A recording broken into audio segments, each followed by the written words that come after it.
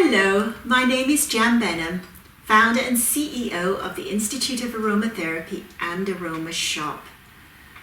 I have been a practicing holistic skincare specialist and aromatherapist for over 40 years and a teacher for over 35 years. Today, the topic is on how to help to slow down the aging process on the skin and even to pull it back a tad. So this is in part 3 of a series of 3 videos that I have done. When I've been practicing as a holistic health practitioner, and especially in skincare, I've noticed that there's 3 common themes. The first one is people who have sensitive, reddened skin, allergy-prone skin that can eventually develop into acne rosacea. The second common theme is treating teenage acne, which can also be adult acne as well. And this is with open pores and congested skin. And the third common theme is trying to keep that glowiness in the skin, or to get that glow in the skin and to slow down the formation of wrinkles. So, how do wrinkles form in the first place? Well, from the age of 20, when you look at someone who's age 20, usually they don't have any wrinkles whatsoever. And then slowly, if you can go to age of 25, you can start to see some wrinkles sometimes form on the forehead. Of course, it all depends on their expressions that they have on the face. And then slowly but surely you get more wrinkles forming around the eyes, possibly as early as 30, 35, and then slowly wrinkles along here, and of course the deep fold that occurs around the mouth. So I'm looking at the holistic solution here. That means treating the skin from inside and outside. So we're not looking at the medical interventions that you can do. Now, the first thing is to look at the biology. So, for example, one of the areas that shows up first in aging is actually the neck. So the neck muscle, the platysma muscle, is a flat muscle that stretches over the whole of the front of the neck, all the way round, and attaches itself to the skin of the lower face. So it doesn't actually attach to the bone. So what happens is, if you start to lose elasticity in the skin here, then this starts to come down, and then you start to see the lines coming across the neck. And this can occur as from the age of about 40. Of course, women have a double whammy. They're going through a lot of hormonal changes as well from the age of 40, for premenopausal to menopause to postmenopause. So there's a lot of shifts happening during the 40s and 50s for most women. So this is also compounding on the problem. Then you have people who have had a lot of sun damage. Now, I'm not actually against the sun, but what is a problem is when people have had too much sun and damage, and then they start to get hyperpigmentation occurring in their skin. And this also has an aging effect as well. So we're going to look at how we can deal with that as well. So wrinkles also form because as we age, we actually produce less collagen in the skin, which makes up those fibers, connective tissue, which keeps everything together. So let's look at how we can deal with this inside first. So the first thing is from the age of, I would say, about 40, is making sure you have enough collagen in your diet. Now, this can be simply in the form of gelatin. Now, gelatin is the precursor for making collagen, that your body can make them from the gelatin. And you can buy the gelatin powder and make it into like a jelly. And put that in your soups or whatever, and just make sure you have a little bit every day, and that will help tremendously. You can also buy collagen in powder form or in liquid form that you can take internally, And I do this myself. I didn't do it for my skin initially because I was doing it mainly because I do weight training, and I wanted to make sure I was starting to get a few little aches and pains in my joints, my elbow and my knees. And since I've been taking the liquid collagen, I don't have to wear sleeves on my knees or my elbows that I did a couple of years ago. And I don't have any joint issues, and I'm lifting very heavy. So I did it for that reason. And of course the side effect of that is it will help your skin as well. You can also get collagen, so you can get gelatin from eating things like pig's ears and pork feet and things like that. They have a lot of natural collagen in them. Eating the skin of say chicken skin is also good, because I always say that you should eat the part of the animal if you're going to eat, if you're an animal eater, sorry about that, you would eat the part of the animal that is going to help that part of your body. So obviously it makes more sense to eat the skin to help your own skin, but that's just a little by the by. It's going to be a little bit more tricky if you're vegan to get the collagen, so you would have to look at alternate sources. Then we have the watering the rose from the root, is a saying I wrote in my book. So in order to, we also need to hydrate our skin. And it doesn't matter how much we put water and hyaluronic acid on our skin, we still need to water from inside. So making sure you drink enough water, I would say around 2 liters a day.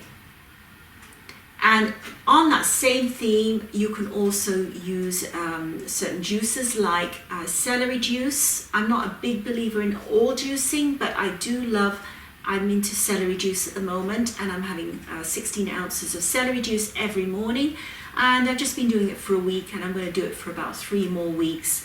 And I am noticing that my skin is glowing a lot more now than it was a week ago. Now there's a reason for that. Is the other thing we need to make sure is that we get rid of our waste. So as we get older, everything slows down. Our lymphatic system doesn't function as well, so we don't clean out our waste material. It's like our dustbin men are on strike. And also our circulation slows down as well, does not work as well.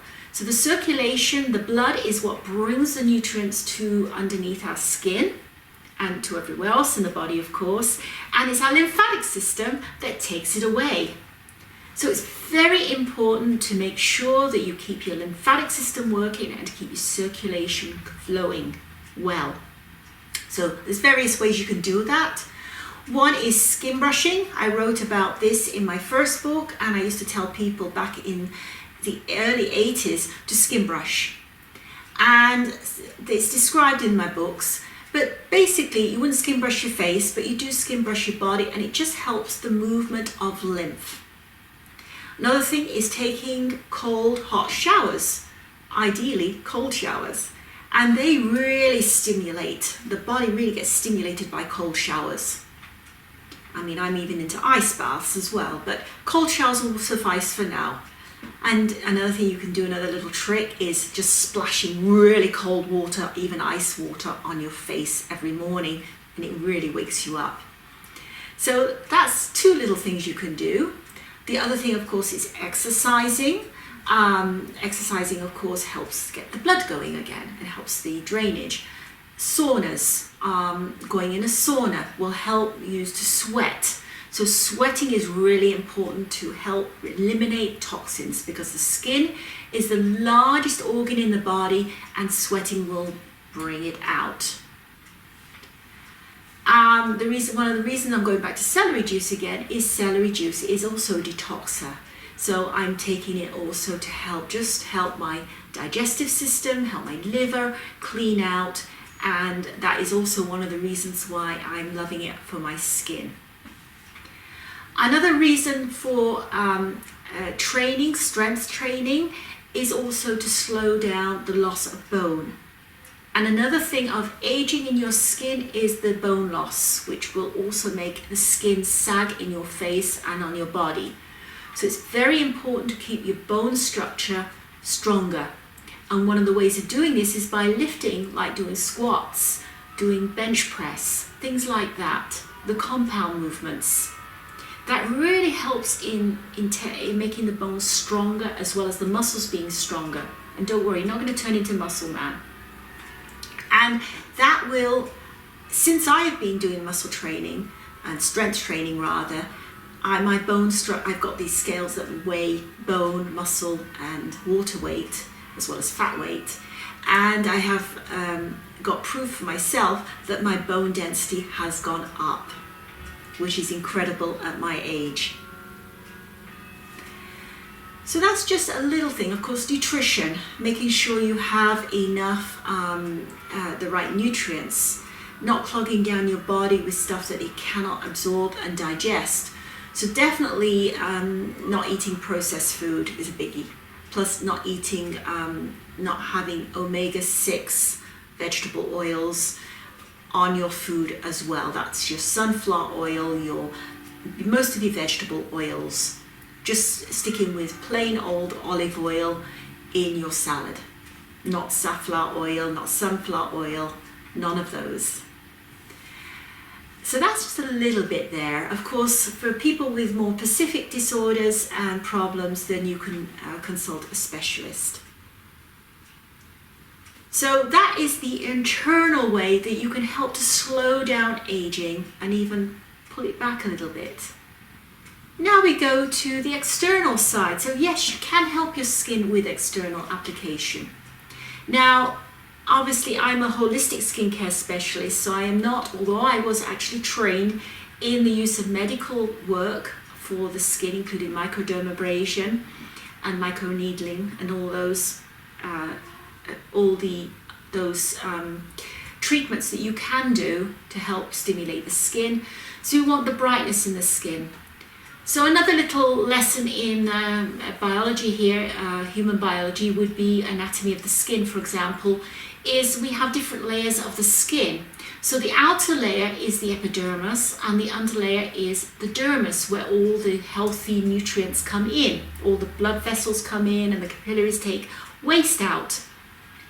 Now in a young skin, it normally takes 28 days for anything from the underskin to come to the external skin. As you age, it slows down. So we kind of want to make it back to the 28 days if we can.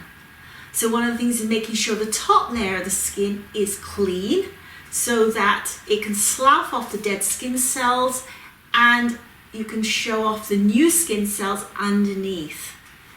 Now, I'm not a big believer in exfoliation just because people don't often exfoliate correctly. They pull at the skin and I don't like that. But all you have to do is make sure you clean every evening with a cleansing lotion that is very, very gentle. So that means a cleansing lotion that doesn't contain perfume, parabens, or any unwanted preservatives. So I have a simple cleansing lotion that I make myself, and I add a few drops of geranium and I wipe over my skin with damp cotton wool every evening to make sure that I've got no makeup on. If I've used makeup, I don't always put makeup on my skin, but even if I didn't, I still clean my face with a cleansing lotion, and then afterwards I tone my skin with a toning lotion that I make myself with cucumber hydrosol, rose hydrosol, witch hazel, and a few drops of geranium, and that helps to remove. Sometimes that's all I do, and then I go to bed like that. If I feel that my skin is out of whack a little bit or needs exfoliation, I've gotten into using castor oil recently, so I rub castor oil on my areas, especially on my neck and on my chest area.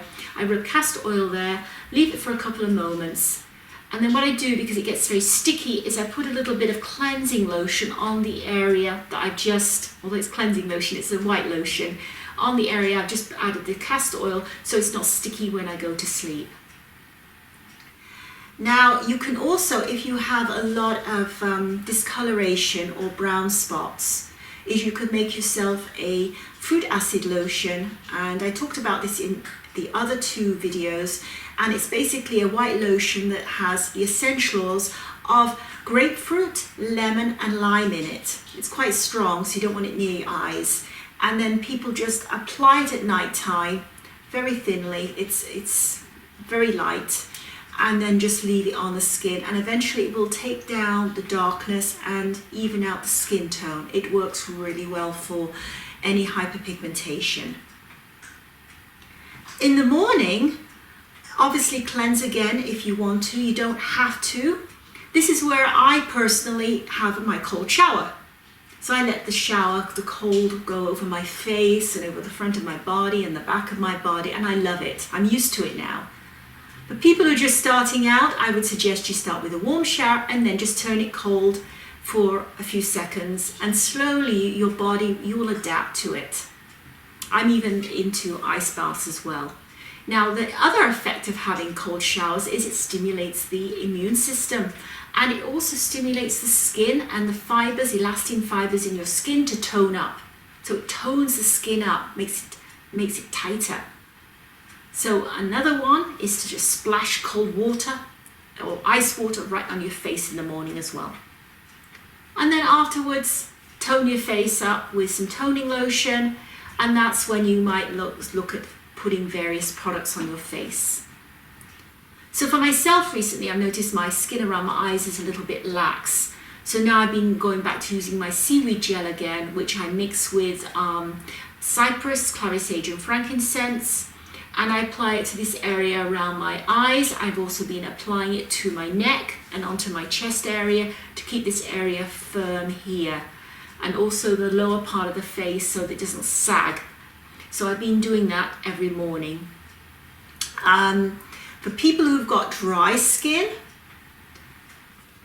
you could then put a cream on your face, and you want a cream that contains nourishing oils such as apricot kernel oil, carrot root oil, almond oil.